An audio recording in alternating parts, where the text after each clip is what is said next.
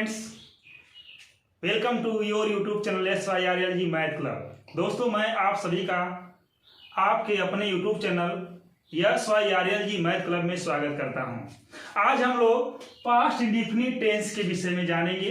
इसके पहले वीडियो में हम लोग पहचान नियम नोट जान गए हैं। आज हम लोग सेंटेंस का कैसे इंग्लिश बनाते हैं, हिंदी से इंग्लिश बनाते हैं, उसका डिस्कस करेंगे।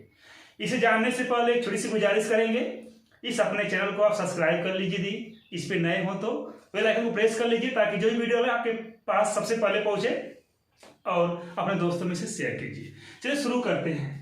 पास्ट इंडिफिनिट टेंस का सिंपल सेंटेंस की अगर बात किया जाए, किसकी बात किया जाए? सिंपल सेंटेंसेज की बात किया जाए। सिंपल सेंटेंसेज की बात किया जाए। हम तो जानते हैं कि इसकी पहचान क्या होती है। हिंदी वाक्य में आ, ये, ता, था, ती, थी, ते, थे, तो हम समझ जाएंगे कि बात कैसा है। तो इसे बनाने का नियम क्या होता है? सिंपल सेंटेंस जब भी होता है तो सबसे पहले फार्मूला जो होता है बनाने का वो क्या होता है? इसे फार्मूला बोल सकते हैं, रूल बोल सकते हैं, बनाने का नियम बोल सकते हैं। जो आपको अच्छा लगे बिल्कुल बोलिए, कोई दिक्कत नहीं है। फार्मूला सबसे पहले क्या आएगा? तो सब्जेक्ट आएगा। क्या आएगा? सब्जेक्ट आएगा। अगर वाक्य सिंपल है तो इसके बाद क्या आता है? एमवी का सेकेंड फॉर्म, अर्थात कह सकते हैं मुख्य क्रिया का दूसरा रूप आता है। किस टेंस में? पास्ट इंडिफिनिट टेंस में। ये हम लोग को ध्यान देना होगा। सब्जेक्ट प्लस एमवी का सेकेंड फॉर्म प्लस फिर क्या आता है? ऑब्जेक्ट आता है। क्या आता है? ऑब्जेक्ट आता है प्लस फिर क्या आता है? अदर। अदर बोले तो अन्य, फिर फुल स्टॉप लगा देंगे। क्या समझ पा रहे हैं? सिंपल सेंटेंस का फार्मूला क्या होता है? हिंदी से इंग्लिश बनाने का नियम क्या होता है? तो सब्जेक्ट प्लस एमवी का सेकेंड फॉर्म होता है प्लस सब्जेक्ट प्लस क्या होता है? अदर। इसके बाद हम लोग चलते हैं निगेटिव सेंटेंस पे। क्या होता है निगेटिव सेंटेंसेज?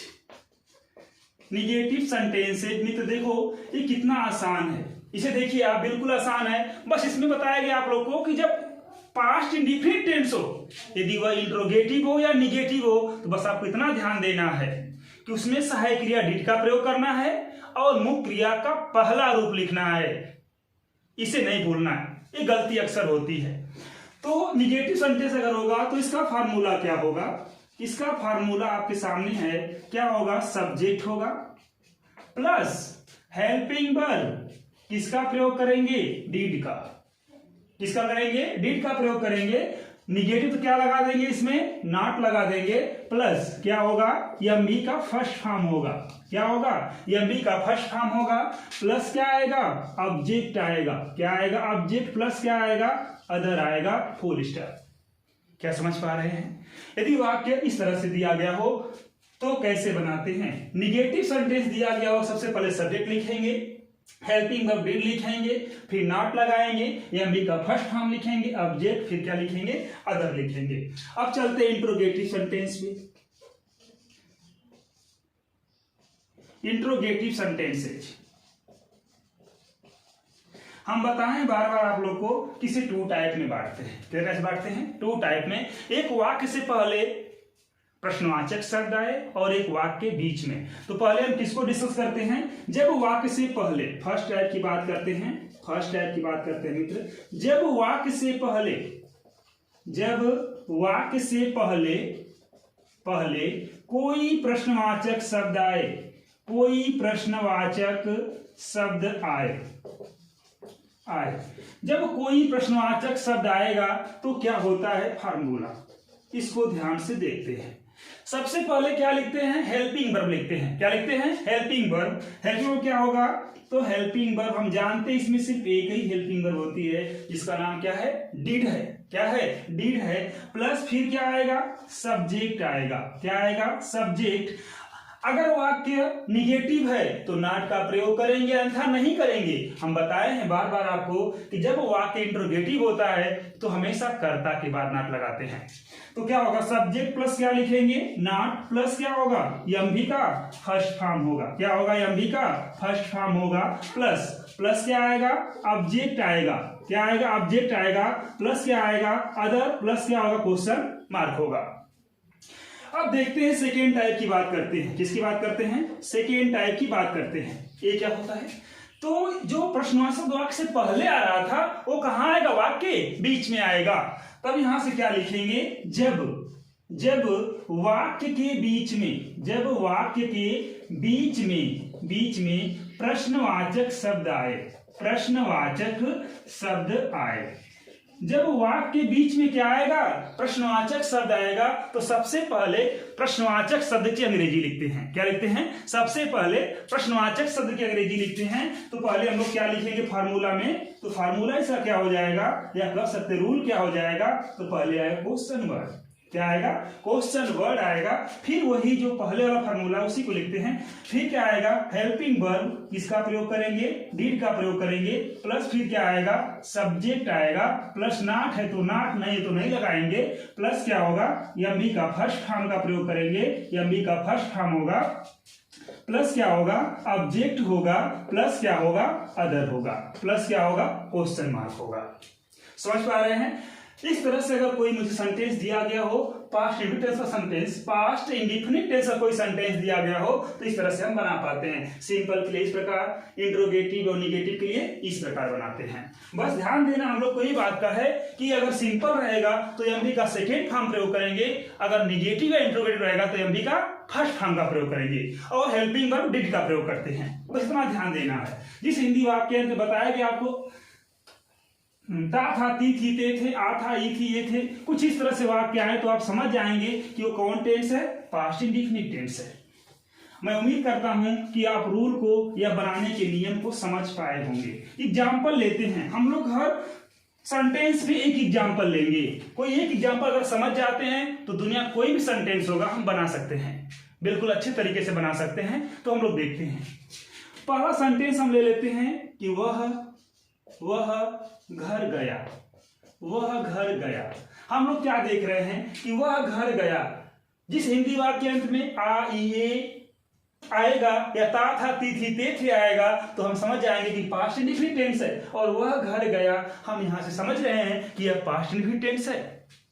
कैसा सेंटेंस है, तो सिंपल सेंटेंस है। तो सबसे पहले क्या लिखते हैं, सब्जेक्ट। सब्जेक्ट क्या है, ही कोई पुरुष है, ही माने कोई स्त्री के लिए सी होता है, पुरुष का बोध हो रहा है तो ही लगाएंगे, ही। गया, गो माने जाना होता है, इसका सेकेंड फॉर्म क्या हो जाएगा, वेंट हो जाएगा। तो क्या लिखेंगे, he went to house, he went to house. क्या समझ पा रहे हैं, वह घर गया। दूसरा वाक्य निगेटिव के लेते हैं, इसी वाक्य को लेते हैं, वह घर नहीं गया, वह घर नहीं गया। अगर ऐसा वाक्य आपको दिखाई देता है तो क्या करना है, सबसे पहले तो हम पहचान गए हैं कि कौन टेंस है, पास्ट इंडिफिनिट टेंस है। पहचानने के बाद मुझे वाक्य देखना, वाक्य कैसा है, तो वाक्य निगेटिव है। जैसे ही वाक्य निगेटिव समझ में आ गया, मुझे दोस्त से पता होना चाहिए कि एमवी का सेकेंड फॉर्म लगाना है, और एमवी का सेकेंड फॉर्म लगाना है, और हेल्पिंग वर्ब डिड का प्रयोग करना है। तो यहां से क्या होगा, ही होगा। आप क्या लगाएंगे, हेल्पिंग वर्ब डिड लगाएंगे। इसमें क्या जोड़ेंगे, ही डिड नॉट। अब मुख्य क्रिया का पहला रूप go, he did not go to house. यदि हम चाहे कि यहां होम लिखें तो टू का प्रयोग नहीं करेंगे।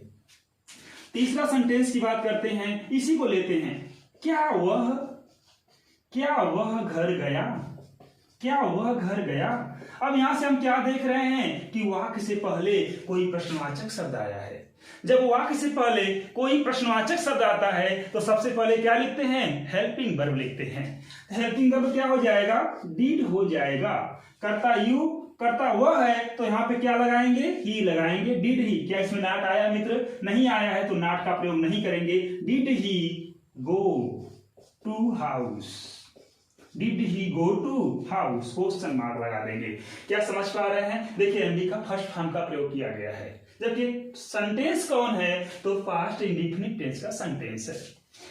अगला सेंटेंस लेते हैं, वह क्या घर गया, वह क्या घर गया। ये वाक्य दिया गया है आपको, तब कैसे बनाएंगे, तो अब देखिए क्या शब्द कहां आ गया है, वाक्य बीच में आ गया है। तो हमें समझ गया कि सेकेंड टाइप का वाक्य है। कैसा है, सेकेंड टाइप का। तो सबसे पहले क्या लिखेंगे, क्वेश्चन वर्ड लिखेंगे। क्वेश्चन वर्ड लिखते हैं, जैसे वह में क्या शब्द आया है ना, व्हाट माने क्या होता है, व्हाट माने क्या होता है। तो व्हाट, WHAT, व्हाट। व्हाट लगा दिए, फिर क्या आता है सहायक क्रिया, तो क्या लगाएंगे व्हाट डिड, फिर सब्जेक्ट आता है what did he go to house, go to house. क्या समझ पा रहे हैं? अगर एक वाक्य और लेते हैं, इंट्रोगेटिव निगेटिव लेते हैं, जैसे मान लीजिए यही लिखा है वह क्यों किताब पढ़ता था। अब देखिए हम क्या देख रहे हैं, वह क्यों किताब पढ़ता था, था ती थी ते थे। हम समझ पा रहे हैं कैसा वाक्य है? ओ, वह क्यों नहीं लगा लेते हैं, क्योंकि हम लोग को निगेटिव वाक्य देखना है। वह क्यों नहीं किताब पढ़ता था, कैसा वाक्य है? इंट्रोगेटिव निगेटिव वाक्य है। तो कैसे बनाएंगे? अब देखिए क्यों शब्द किसके माने होता है? वाई माने क्या होता है। फिर क्या लगाएंगे? सहायक क्रिया डिड लगाएंगे। वाई डिड ही, क्या हो जाएगा? वाई डिड ही। हम बताए थे कि अगर इंट्रोगेटिव निगेटिव होता है तो हमेशा कर्ता के बाद नॉट लगाते हैं। तो कर्ता क्या है? ही है, इसके बाद क्या लगाएंगे? नॉट। तो why did he not read, एमबी का first form read a book. क्या हो जाएगा? Read a book. क्या समझ पाए? मैं उम्मीद करता हूं कि आप बेहतरीन तरीके से समझ पाए होंगे। अगर ये वीडियो आपको अच्छी लगती है तो अपने दोस्तों में शेयर कीजिए और उसे एक बार दो बार देखिए ध्यान से, आपको समझ में आएगा। फिर दुनिया कोई सेंटेंस होगा पास्ट इंडिफिनिट टेंस का, आप बिल्कुल मक्खन मलाई की तरह बना पाएंगे। Thanks for watching this video. Thank you.